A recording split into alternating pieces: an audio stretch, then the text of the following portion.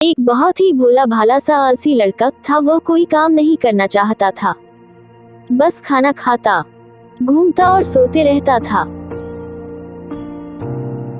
एक दिन उसे किसी ने बताया कि एक आश्रम है जहाँ पर कुछ नहीं करना पड़ता है और हर दिन 2 समय का खाना और नाश्ता मिलता है, तुम वहाँ जा करके रहो। उस आलसी लड़के ने सोचा कि ये तो बहुत ही बढ़िया है और वह उस आश्रम में जाकर रहने को सोचा। और फिर वह भोला भाला आलसी लड़का अपना सारा सांसारिक जीवन छोड़कर उस आश्रम में जाकर रहने लगा। आश्रम में गुरुजी रहते थे, वह कुछ समय सबको प्रवचन देते हैं। वह आलसी लड़का सुनता था, बाकी समय आराम करता था और फिर भरपेट खाना खाकर सो जाता था। ऐसे ही उस लड़के का दिन गुजरता गया।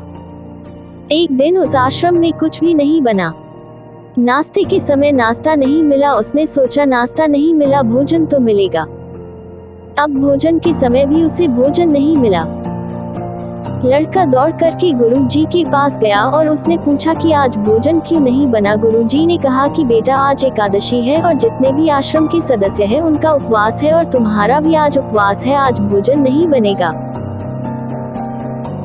वो लड़का आलसी था और उसे भूख भी बहुत लगता था। उसने गुरुजी से बोला कि मैं उपवास नहीं रहूंगा, मुझे भूख लगी है, मैं खाना खाऊंगा। गुरुजी ने बोला ठीक है, जाओ भंडारे में से सामान ले करके आओ और आश्रम में नहीं बाहर ले जा करके बना लो, लेकिन याद रखना भोजन बनाने के बाद सबसे पहला भोग भगवान को लगाना और फिर तुम प्रसाद पाना। वह लड़का बोला ठीक है और फिर अनाज लेकर नदी की ओर पहुंचा।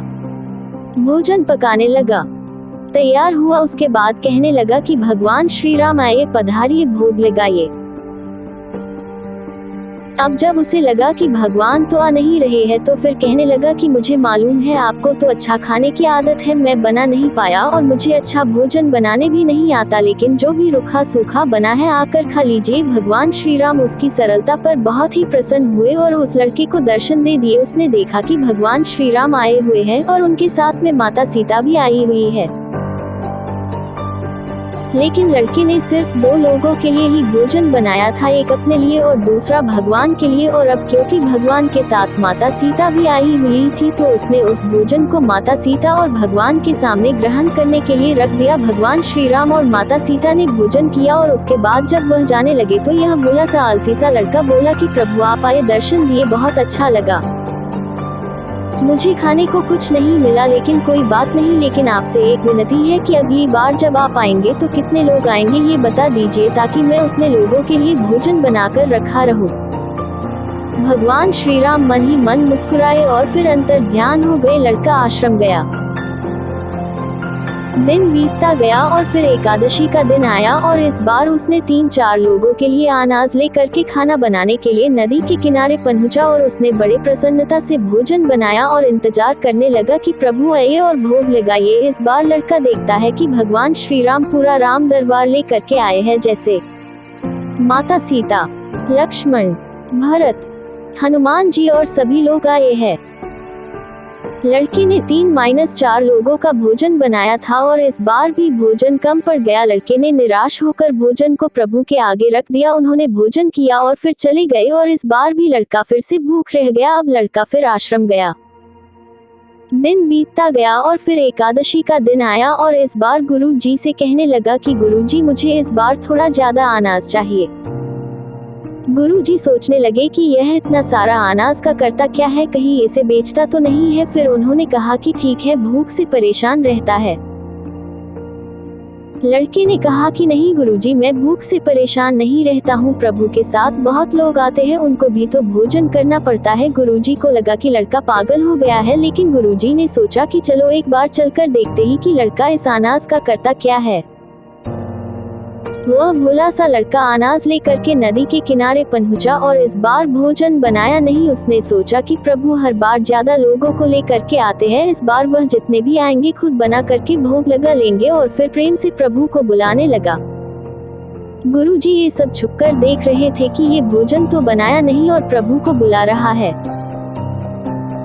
लेकिन लड़के ने देखा कि इस बार प्रभु के साथ बहुत से लोग आए हुए हैं तो उसने प्रभु के सामने हाथ जोड़ करके कहा कि प्रभु माफ करना, आप बहुत सारे लोग आते हो, मुझे संख्या पता नहीं होती है और मेरी हिम्मत भी नहीं होती है कि इतने सारे लोगों के लिए भोजन बनाऊं।